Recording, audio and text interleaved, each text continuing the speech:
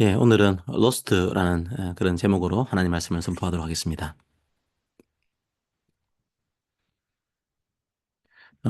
저는 룻기를 좋아합니다. 읽을 때마다 새롭습니다. 어떤 때에는 룻의 사랑이 다가옵니다. 어떤 때에는 보아스의 고귀한 인품이 느껴집니다. 어떤 때에는 거대한 구속사의 흐름이 생각납니다. 분량은 4장밖에 안 됩니다. 짧은 성경이죠. 참 짧은 분량인데 읽을 때마다 새로운 감동이 밀려옵니다. 그런데 부담스러운 성경이기도 합니다.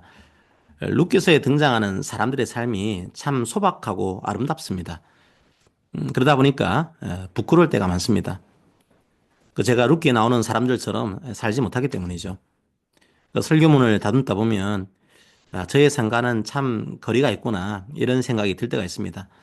말씀은 전해야 하는데 삶이 버거울 때가 있습니다. 부끄러울 때가 있습니다. 내 삶은 그렇지 못한데 이거 위선적인 설교 아닌가? 이런 생각이 들 때도 있습니다. 저도 말씀처럼 살지 못합니다. 그래서 참 부담스러울 때가 있습니다. 하지만 그게 설교자의 평생 숙제 아닐까 싶습니다. 그리고 오히려 그런 숙제가 은혜가 아닐까 이런 생각이 듭니다. 설교자는 자신의 말과 자신의 삶의 간격이 더 명확하게 보입니다. 부족하지만 그 간격을 좁히기 위해서 조금 더 저를 돌아보게 됩니다. 아마 평생 설교 내용과 삶이 일치되도록 노력해야 할 겁니다. 죽을 때까지 그 간격이 있을 겁니다. 그래서 은혜입니다. 십자가 은혜가 아니라면 어떻게 이 간격을 두고 말씀을 전할 수 있을까? 이런 생각이 듭니다. 그래서 그 간격은 숙제이면서 동시에 은혜입니다. 성도님들에게도 그런 은혜가 있기를 바랍니다. 말씀은 사람의 양심을 찌릅니다. 신앙의 숙제를 우리에게 남겨줍니다. 우리는 그 숙제를 풀어야 합니다. 하지만 그 숙제 풀이는 은혜로 하는 겁니다. 주님께서 이미 해결하신 숙제를 은혜로 채워가는 거죠. 자, 오늘도 말씀의 숙제를 남깁니다. 하지만 그 숙제가 은혜가 되기를 바랍니다. 그 은혜가 저와 여러분들에게 가득하기를 축복합니다. 오늘은 그 설교 제목을 로스트라고 정했습니다. 로스트라는 그 미드 드라마가 있었는데요. 그 드라마 제목이 생각나서 그렇게 제목을 정했습니다. 우리말로 하면 잃어버림 뭐 이렇게 할 수 있을 것 같습니다. 그 룻기 1장을 보면 나옴이라는 한 여인이 무언가를 잃어버리는 내용이 등장합니다. 자, 1장 1절을 봅시다. 사사들이 치리하던 때에 이렇게 시작합니다. 당장 1장 1절부터 나오미가 잃어버린 것이 나옵니다. 뭘까요? 시대를 잃었습니다. 나오미는 시대를 잃었습니다. 사사들이 치리하던 시기가 어떤 시기였습니까? 지난주에 그 말씀을 드렸습니다. 정상적인 사람들을 찾아보기 힘든 시기였습니다. 우상숭배가 가득한 시기였습니다. 여호와의 이름으로 악을 행하는 시기였습니다. 사회정의도 없는 시기였습니다. 상식이 없는 시기였습니다. 서로가 서로를 죽이고 상처를 입히는 그런 시기였습니다. 민족 간의 내전이 있었던 그런 시기였습니다. 온 국가가 증오와 혐오로 가득 차 있는 그런 시대였습니다. 그런 시대에서는 아무리 뭘 해도 잘 안 됩니다. 개인의 힘과 노력만으로는 안 되는 거죠. 나오미는 그런 시대 속에서 살았습니다. 시대를 잃어버렸던 겁니다.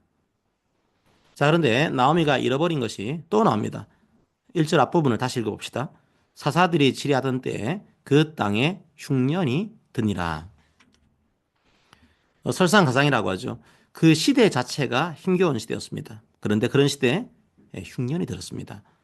요즘이야 뭐 흉년이 들었다고 해도 우리나라에선 뭐 굶어 죽는 사람들이 별로 없습니다. 배가 고파서 죽는 사람들도 많지 않습니다. 하지만 그 시대에서는 흉년이 재앙이었습니다. 에스겔 선지자가 네 가지 재앙을 언급한 적이 있습니다. 바로 칼과 짐승과 전염병입니다. 그리고 바로 기근입니다. 정말로 죽을 수도 있는 재앙입니다. 먹고 살 수 있는 경제적인 능력을 잃은 겁니다.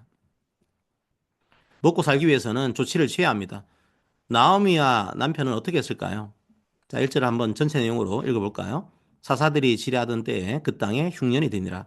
유다 베들레헴의 한 사람이 그의 아내와 두 아들을 데리고 모압 지방에 가서 거류하였는데. 먹고 살기 위해서 나오미하고 남편이 두 아들을 데리고 모압으로 이사를 가게 됩니다. 모압은 그래도 형편이 좀 좋았던 것 같습니다. 그래서 모압으로 피신을 한 겁니다. 그런데 모압이 어떤 나라입니까? 아브라함의 조카였던 롯하고 롯의 큰 딸이 낳은 아들이 바로 모압입니다. 그러니까 이스라엘의 형제 나라에 가깝죠. 하지만 모압은 사사건건 이스라엘을 방해했습니다. 거짓 선지자 발람을 불러다가 이스라엘을 저주하기도 하고요. 도덕적으로 안 좋은 일을 이스라엘한테 하기도 합니다. 사실상 이스라엘의 원수에 가깝습니다. 하지만 목구멍이 포도청이라고 먹고 살기 위해서 모압으로 갑니다. 사실상 나라를 떠난 거죠. 나라를 잃어버린 겁니다. 자, 그래도 가족만 있으면 희망이 있죠. 나오미에게는 남편도 있었고 두 아들도 있었습니다. 가족만 있으면 어떻게 해볼 수 있을 겁니다. 그런데 남편이 죽습니다. 3절에 봅시다. 나오미의 남편 엘리멜렉이 죽고 나오미와 그의 두 아들이 남았으며 살려고 자기 나라를 떠났는데 남편이 죽습니다. 그래도 나오미의 두 아들이 있습니다. 말론과 기르온이라는 아들입니다. 그런데 이 두 아들도 죽습니다. 5절을 봅시다. 말론과 기르온 두 사람이 다 죽고 그 여인은 두 아들과 남편의 뒤에 남았더라.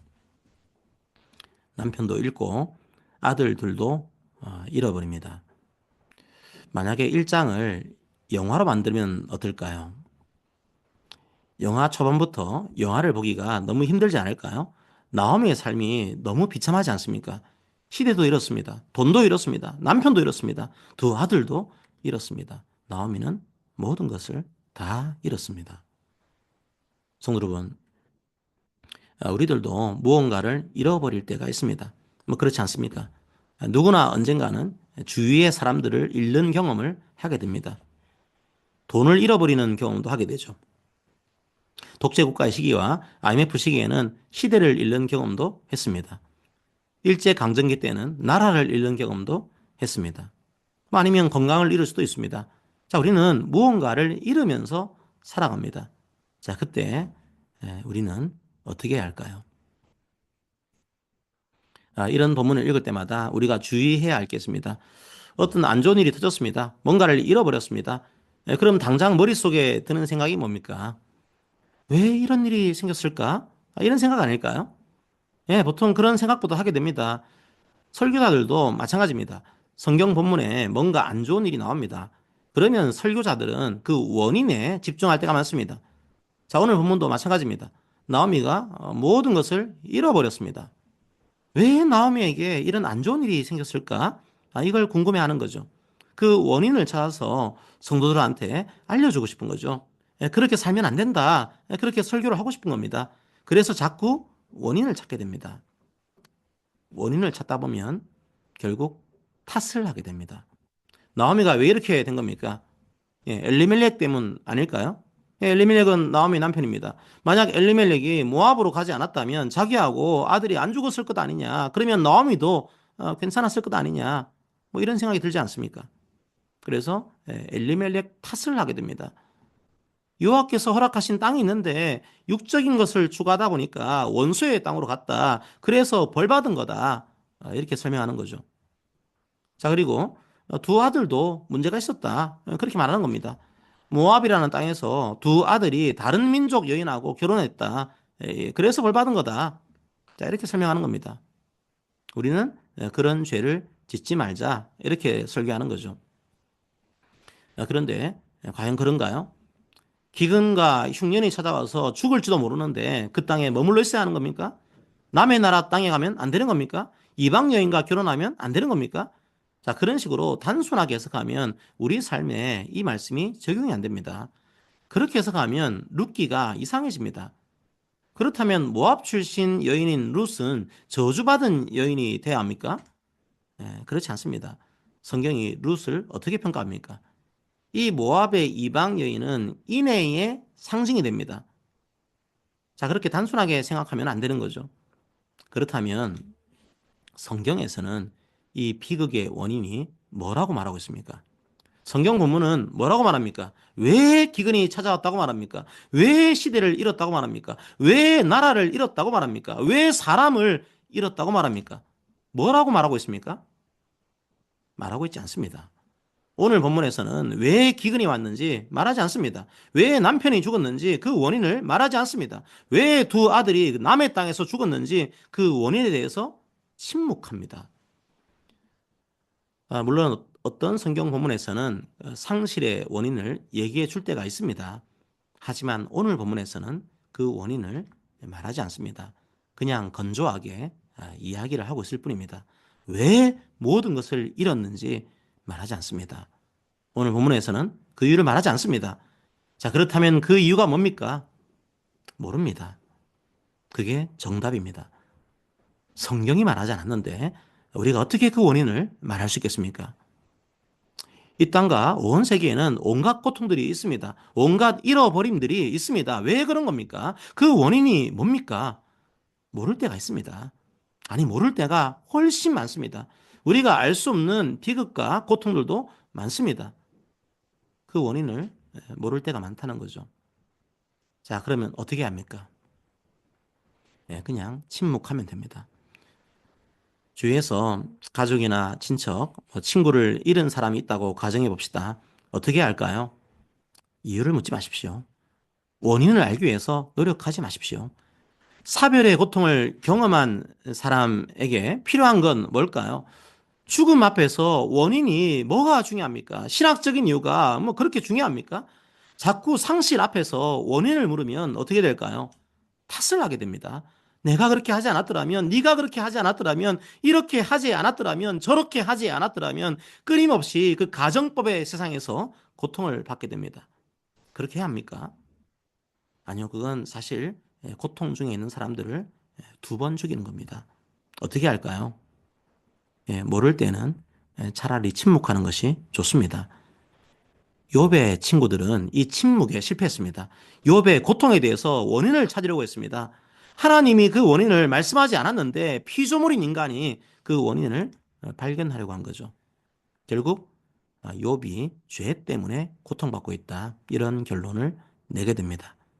욥의 상처를 들쑤시게 되죠. 하나님께서는 그게 옳지 않다. 그렇게 평가하시죠.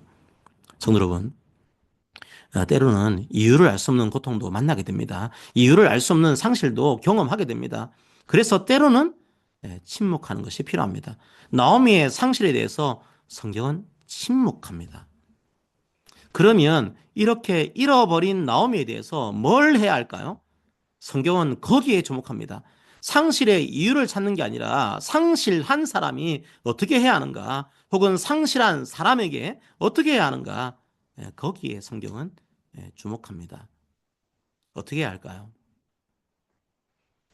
자, 룻기 1장 6절을 읽어봅시다. 그 여인이 모압 지방에서 여호와께서 자기 백성을 돌보시사 그들에게 양식을 주셨다 함을 듣고 이에 두 며느리와 함께 일어나 모압 지방에서 돌아오려 하여. 나오미는 모든 것을 잃었습니다. 그런데 이방의 땅에서 고국의 소식을 듣습니다. 여호와께서 다시 그 땅에 양식을 주셨다는 소식을 듣습니다. 자, 그 소식을 듣고 나오미는 다시 이스라엘로 돌아가려고 합니다. 성도 여러분, 저는 사실 6절을 보면서 우리 인생을 생각해 봤습니다. 우리 삶에는 고통이 있습니다. 우리 삶에는 아픔이 있습니다. 우리 삶에는 상실이 있습니다. 이 고통과 아픔과 상실이 우리의 삶에 한꺼번에 밀려드는 것처럼 느껴질 때가 있습니다. 조금 쉬었으면 좋겠다 생각할 때가 있습니다. 하지만 우리의 인생은 멈추지 않습니다. 삶은 우리에게 쉴 틈을 주지 않습니다. 여러 일들이 우리를 둘러싸고 일어납니다. 하지만 life goes on. 삶은 계속됩니다. 삶은 멈추는 법이 없습니다. 잠깐 이 삶을 멈추고 좀 쉬어갔으면 좋겠는데 life goes on. 삶은 제 갈 길을 걸어갑니다. 그래서 어떤 사람은 그 삶이 버겁게 느껴집니다. 그래서 그냥 주저앉아 버립니다. 아예 일어나지 않습니다. 그냥 포기해 버립니다. 하지만 나오미는 그 길을 택하지 않았습니다. 나오미도 힘든 것은 매한 가지입니다. 사실 나오미의 속은 텅 비어버렸습니다. 나오미의 고통은 누구도 상상할 수 없습니다. 그래서 주저앉아 있습니다. 모압 땅에 머물러 있습니다. 사실 일어날 힘도 없습니다. 하지만 나오미는 영원히 주저앉는 삶을 택하지 않았습니다. 나오미는 자기가 살 수 있는 유일한 길을 다시 발견했습니다. 길은 하나밖에 없습니다. 다시 일어나는 겁니다. 그리고 다시 돌아가는 겁니다. 누구에게 돌아가는 겁니까? 밥을 주시는 하나님께 돌아가는 겁니다. 나오미는 영원히 주저앉는 길을 택하지 않았습니다. 나오미는 그 상실의 아픔 속에서도 버틸 수 없는 고통의 한가운데서도 죽는 길을 택하지 않았습니다. 나오미는 사는 길을 택했습니다. 포기하지 않았습니다. 다시 밥을 주시는 하나님을 주목했습니다. 그리고 움직였습니다. 다시 길을 돌이켜서 주님께로 돌아간 겁니다. 룻기 1장에는 돌아가다는 동사가 무려 12번이나 나타납니다. 그만큼 중요하다는 거겠죠. 물론 돌아가더라도 한순간에 그 상실이 메워지는 것은 아닙니다. 돌아가더라도 이유를 알 수 없는 아픔과 슬픔을 만날 수 있습니다. 하지만 중요한 건 주님께로 돌아가는 겁니다. 우리를 가장 좋은 길로 인도하는 주님께로 돌아가는 겁니다. 성도 여러분, 교회 시대를 살아가고 있는 성도들도 고통이 있기는 매 한 가지입니다. 우리도 잃어버리며 삽니다. 슬픔이 우리를 집어삼킬 때가 있습니다. 힘듭니다. 어렵습니다. 하지만 우리는 룻기 시대의 사람들보다도 훨씬 더 큰 은혜를 알고 있습니다. 구약 시대의 사람들은 만나를 알았습니다. 기근의 시기에도 양식을 주시는 하나님을 알았습니다. 하지만 그들이 몰랐던 사실이 있습니다. 뭘까요? 주님이 친히 양식이 되셨다는 사실입니다. 주님이 친히 음료가 되셨다는 사실입니다. 그래서 우리를 살리셨다는 사실입니다. 주님의 피와 살로 우리를 살리셨다는 사실입니다. 그 사실을 믿는 자는 누구나 삽니다. 죽지 않습니다. 자신의 죄를 고백하고 그 양식을 믿음으로 먹는 자는 누구나 생명을 얻을 것입니다.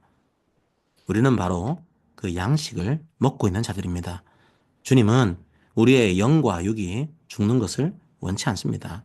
우리의 영육이 다시 회복되기를 원하십니다. 그래서 주님의 피와 살을 주신 겁니다. 고통과 상실 속에서 낙담하고 실망할 때 다시 주님을 바라봅시다. 거기에 우리의 양식이 있습니다. 혹 여전히 주저앉아서 낙담하고 있는 분이 계십니까? 주님의 위로가 있기를 바랍니다. 그리고 눈을 들어서 다시 주님께로 돌아가시기를 축복합니다. 그래서 사는 길을 택하시기를 권면합니다. 주님께서 살리실 것입니다. 다른데 룻기서 1장을 보면 나오미만 잃은 것이 아닙니다. 남편을 잃은 또 한 명의 여인이 등장합니다. 젊은 나이에 남편을 잃은 여인이죠. 바로 룻입니다. 나오미의 며느리죠. 모압 민족입니다. 자, 우리는 나오미의 잃어버림만 바라볼 때가 있습니다. 그런데 룻도 마찬가지입니다. 잃어버렸습니다. 자, 1장을 읽으면 나오미가 모든 것을 잃은 것처럼 보입니다. 하지만 나오미가 모든 것을 잃은 것은 아닙니다. 모든 것을 잃었다면 나오미 혼자 돌아왔겠죠. 하지만 나오미는 혼자 돌아오지 않습니다. 룻과 함께 돌아옵니다. 나오미는 룻을 잃지 않았습니다. 룻이 누구입니까? 그렇게 엄청난 사람이 아닙니다. 이스라엘에서 배척하던 이방의 사람입니다. 남자들이 힘을 갖고 있던 세상인데 룻도 여인일 뿐입니다. 게다가 과부입니다. 나오미는 상실의 고통을 안고 있는 여인입니다. 룻도 역시 상실의 아픔을 경험하고 있는 여인입니다. 그런데 그 두 사람이 함께 돌아옵니다. 상실의 아픔을 가진 두 사람이 연대합니다. 나오미는 잃어버린 사람입니다. 그리고 룻도 잃어버린 사람입니다. 잃어버린 두 사람이 함께 할 때 두 사람이 회복됩니다. 가진 사람이니까 없는 사람과 함께해라. 노블리스 오블리제를 실천해라. 이런 게 아닙니다. 룻도 가진 게 없었습니다. 하지만 룻은 죽을 때까지 나오미와 함께하기로 다짐합니다. 자, 1장 16절을 봅시다. 룻이 이르되 내게 어머니를 떠나며 어머니를 따르지 말고 돌아가라. 강권하지 마옵소서. 어머니께서 가시는 곳에 나도 가고 어머니께서 머무시는 곳에서 나도 머물겠나이다. 어머니의 백성이 나의 백성이 되고 어머니의 하나님이 나의 하나님이 되시리니. 성경을 보면 자기가 살던 곳을 떠난 유명한 인물이 있습니다. 유대인들이 엄청 좋아하죠. 자신들의 조상입니다. 누구일까요? 바로 아브라함입니다. 하지만 유대인들은 룻을 보면서 충격을 받습니다. 왜일까요? 룻도 떠난 겁니다. 룻은 아브라함처럼 위대한 하나님의 명령을 받고 길을 떠난 것이 아닙니다. 나오미에 대한 소박하고 충성스러운 사랑 때문에 자발적으로 길을 떠난 겁니다. 왜 길을 떠난 겁니까? 나오미를 살리기 위해서입니다. 유대인들이 개처럼 취급하고 있는 이방의 민족이, 그것도 아무 힘도 없는 한 과부가 역시 아무 힘도 없는 한 여인을 살리기 위해서 함께 길을 떠난 겁니다. 고통 속에 있는 두 여인이 세상의 온갖 편견을 깨고서 함께 연대한 겁니다. 그 결과가 뭡니까? 그 함께 함의 결과가 뭡니까? 룻기 4장 21절부터 22절을 봅시다. 자, 룻은 보아스와 재혼을 하게 되죠. 자, 그걸 이해하시고 보시기 바랍니다. 읽어드리겠습니다. 살몬은 보아스를 낳았고, 보아스는 오벳을 낳았고, 오벳은 이새를 낳고, 이새는 다윗을 낳았더라. 룻기의 처음은 어땠습니까? 죽고 죽었습니다. 다 죽었습니다. 죽음의 언어로 시작됩니다. 하지만 룻기의 마지막은 어떻습니까? 낳고 낳았습니다. 죽음으로 가득 찬 세상에서 죽음의 고통을 경험한 사람들이 함께할 때 생명으로 가득 찬 세상을 보았습니다. 그리고 그 세상에서 메시아가 오게 됩니다. 성도 여러분, 상실로 가득 찬 이 세상에서 매일매일 죽음을 경험하고 있는 이 세상에서 주님은 생명을 주시기 위해서 이 땅에 오셨습니다. 친히 양식이 되셨습니다. 우리는 그 사실을 고백하는 자들입니다. 그러므로 이제 우리도 돌이켜야 합니다. 죽음과 상실 앞에서, 낙담하는 자들 앞에서 침묵합시다. 하지만 주저앉아 있지는 맙시다. 다시 일어나서 주님께로 돌아갑시다. 홀로 돌아가지 맙시다. 그 상실의 고통에 짓눌려 있는 자들의 손을 잡고 함께 돌아갑시다. 바로 그렇게 함께 돌아가는 자들이 교회입니다. 고통이 없는 것이 아닙니다. 상실이 없는 것이 아닙니다. 그게 아닙니다. 고통과 상실 속에서도 포기하지 않고 주 예수 그리스도의 십자가를 의지하고 함께 돌아가는 모임이 교회입니다. 주님께서 함께 하셨듯 우리도 함께하는 모임이 바로 교회입니다. 부활하신 주님이 이 땅에 남기신 모임이 바로 교회입니다. 함께 생명을 외치라고 말입니다. 성도 여러분, 이 시간 잃어버린 자들과 함께 이 생명을 누리기를 주님의 이름으로 축복합니다. 아멘. 자, 가시라는 찬양을 함께 하겠습니다. 가시를 가지고 있지만 주님을 바라보는 그런 찬양입니다. 이 찬양에서 한 단계 더 나아갔으면 좋겠습니다. 그 가시를 가진 사람들이 함께 손을 잡고 함께 나아가는 그 장면까지 우리가 나아가기를 바랍니다. 함께 찬양합시다.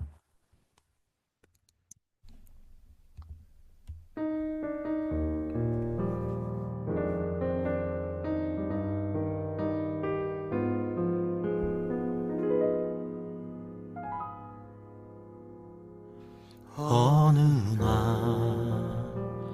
내 삶 속에 가시가 돋아났네.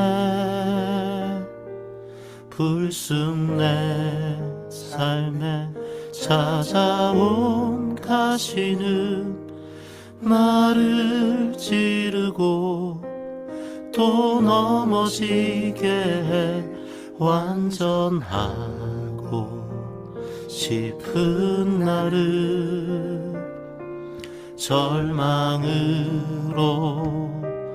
이끄는 가시를 버릴 수도 없고 또 안을 수도 없어서 나는 수많은 밤을 이 고통을 알기 전으로 되돌려 주시기를 눈물로 지새웠지.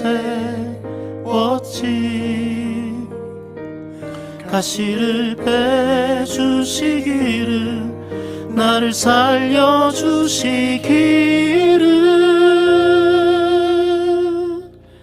가시가 날 이끌고 간 고독한 자리에서 주님과 나만 아는 그 자리에서 비로소 보게 되는 건 내 가시를 통해 나를 붙들고 계신 주님.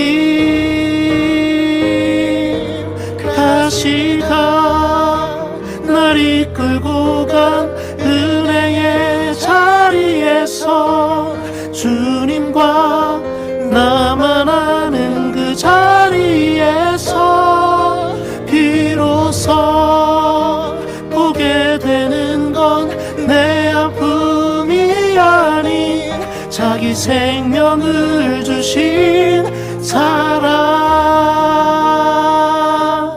비로소 보게 되는 건 내 아픔이 아닌 자기 생명을 주신 사랑.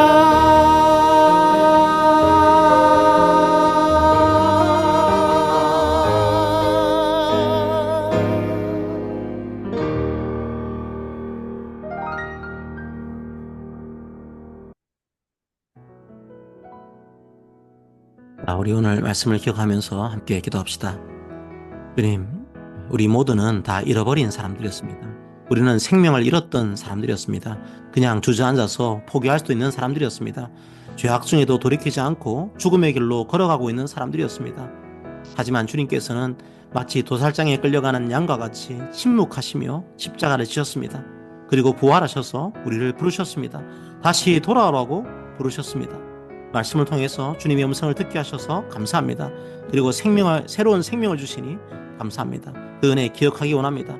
이제 우리가 주님처럼 죄와 죽음의 고통 속에 있는 자들에게 나아가기를 원합니다.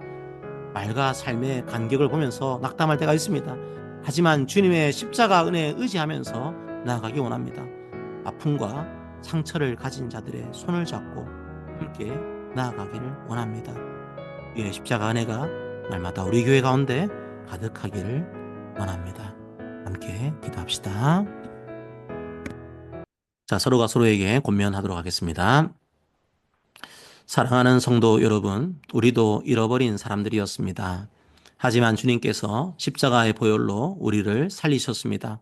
그리고 영원히 우리와 함께 하시겠다 약속하셨습니다. 주님의 그 한없는 사랑을 기억하며 살아갑시다. 함께 일어섭시다. 함께 걸어갑시다. 그리고 우리도 주님처럼 잃어버린 사람에게 나아갑시다. 주의 생명으로 돌이키는 일에 우리 교회가 함께하기를 권면합니다. 아멘. 자, 오늘 본문에서의 말씀이 아니라 이제 요한복음 말씀으로 오늘 말씀을 금주의 말씀을 정했습니다. 주님께서 우리의 양식이 되었습니다. 친히 우리의 양식이 되었습니다. 그 양식을 먹은 자는 이미 영생을 가졌습니다. 그 양식을 또 증거한 우리가 되길 바랍니다. 요한복음 6장 54절에서 55절을 함께 읽습니다. 내 살을 먹고 내 피를 마시는 자는 영생을 가졌고 마지막 날에 내가 그를 다시 살리리니 내 살은 참된 양식이요 내 피는 참된 음료로다. 아멘.